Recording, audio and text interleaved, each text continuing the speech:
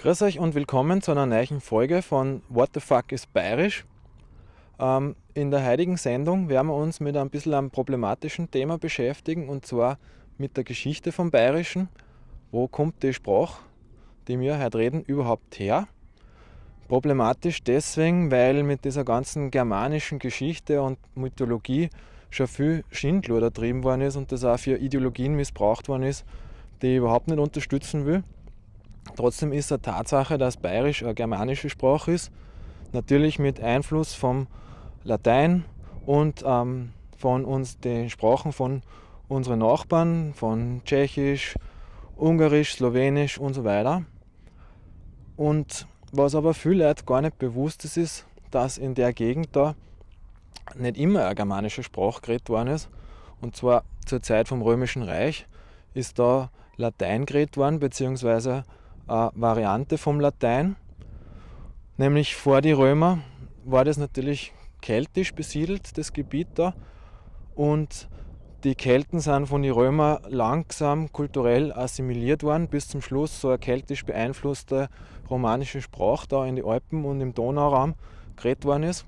Und erst nach Zusammenbruch vom Römischen Reich sind germanische Bevölkerungsteile in das Gebiet eingewandert und haben das mitgebracht, was dann der Grundstock zu unserer heutigen Sprache geworden ist. Und wie das genau abgrenzt ist, was das für Gruppen von Germanen waren, wo die überhaupt hergekommen sind, welche Kultur die gehabt haben, das habe ich versucht ein bisschen genauer auszufinden. Und zwar habe ich da auf der Uni Wien mit dem Herrn Professor Wiesinger geredet, ein Experte auf dem Gebiet, der sich dem Thema von der sprachwissenschaftlichen Seite genähert hat. Und dann war ich noch in Bayern, in Waging am See. Und zwar gibt es in Waging das einzige Bajowan-Museum überhaupt. Man hat nämlich in die 80er Jahre in Waging einen großen archäologischen Fund gemacht, nämlich ein bajowarisches Reihengräberfeld aus vorchristlicher Zeit. Und aufgrund von dem archäologischen Fund hat man einige neue Details herausgefunden und man hat auch einige frühere Thesen und Theorien revidieren müssen. Und der Direktor von dem Bajowan-Museum in Waging, der Herr Hetzel, hat uns da auf den neuesten wissenschaftlichen Forschungsstand gebracht und uns einige interessante Informationen gegeben. Ich hoffe, euch interessiert das Thema Ursprung von der Sprache und die Geschichte genauso wie mir und ihr bleibt dran. Ich glaube, das wird sicher eine interessante Sendung.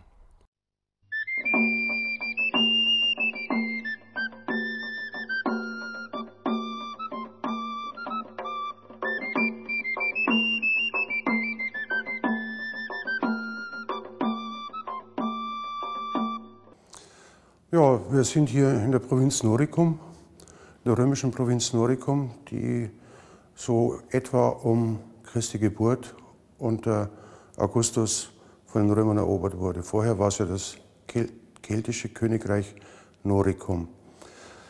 Die Römer blieben hier bis zum Evakuierungsbefehl von Odoacer im Jahr 488 nach Christus.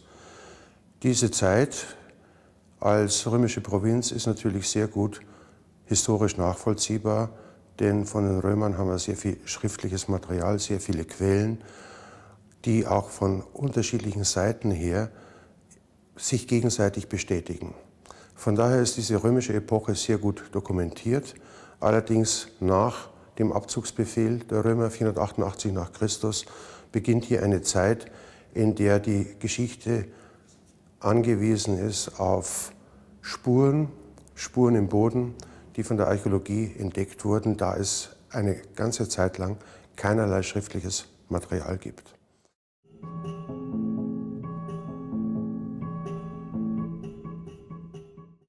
Es haben sicher noch Kelten hier gelebt, die von den Römern nicht vertrieben wurden, sondern eben mitbenutzt wurden als Bürger, als Arbeitskräfte und so weiter.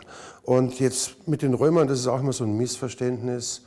Man denkt immer, das sind Italiener, Leute, die aus Rom kommen. Aber gerade die römischen Provinzialarmeen und die römische Provinzialverwaltung Verwaltung war ja zusammengesetzt aus Bürgern des gesamten Römischen Reiches. Die Römer haben ja peinlich darauf geachtet, nicht zu große Volksgruppen in ihrer Armee zum Beispiel zu haben, weil sie einfach befürchtet haben, dass diese Gruppen unter Umständen auf eigene Rechnung arbeiten könnten. Von daher war diese römische Armee und die römische Verwaltung, die hier gearbeitet hat, aber auch diese römischen Arbeitskräfte in den Villae Rusticae, in den römischen Landvillen, die Nahrungsmittel für die Verwaltung und die Armee produziert haben, kamen sicherlich aus sehr unterschiedlichen Teilen des Römischen Reiches. Und das Römische Reich war ja nun bekanntlich sehr groß, sodass dort auch sehr viele Volksgruppen vermutlich hier anzutreffen sind.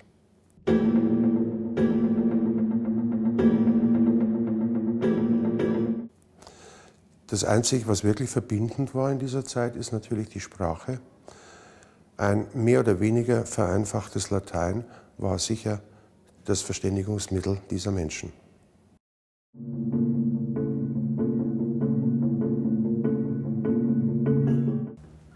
Die Römer haben ja in der letzten Zeit des Reiches häufig Kontakt mit unterschiedlichsten Germanen gehabt. Es werden auch sehr viele dieser Germanenstämme beim Namen genannt, nie allerdings die Bajuwaren. Und nach den neuesten Erkenntnissen der Archäologen ist es auch so, dass die Bajuwaren ganz sicher nicht als fertiger Stamm eingewandert sind ins bajuwarische Stammes- und Siedlungsgebiet, sondern sich aus unterschiedlichen germanischen Stämmen hier im bajuwarischen Siedlungsgebiet gebildet haben. Namentlich zu nennen sind hier vor allem die Langobarden, die Alamannen, die Thüringer, die Franken und, was sicher ist, ein großer Anteil an der sogenannten keltoromanischen Restbevölkerung. Denn 488 nach Christus sind nicht alle Menschen, die hier gelebt haben, über die Alpen zurück nach Italien gegangen, sondern sicher nur die militärische und Verwaltungsoberschicht, die eben in Italien Grundbesitzer waren. Die einfachen Leute, die hier als Soldaten gedient haben oder eben in den Bauernhöfen gearbeitet haben, die wussten hier ja sehr genau, wie man überleben kann, wie man leben kann. In Italien hätten sie das nicht gewusst, wären eventuell Sklaven geworden und so sind die sicher da geblieben.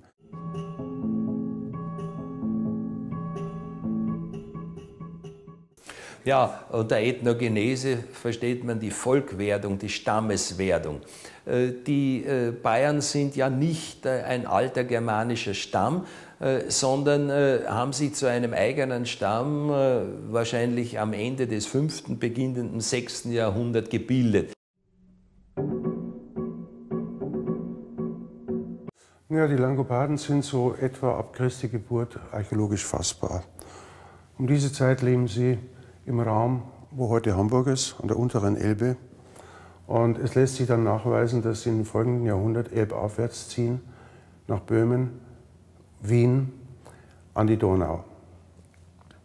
Hier muss irgendwie eine Spaltung der Langobarden stattgefunden haben, denn der größere Teil zieht weiter nach heutiges Ungarn, damals Pannonien, und von dort südlich der Alpen nach Oberitalien, wo, wie es ja heute noch heißt, die Lombardei, ein Reich, ein langobardisches Reich gegründet wird, zunächst in Cividale, dann auch in Ravenna, das ja bis heute Spuren hinterlassen hat, sehr eindeutiger Art.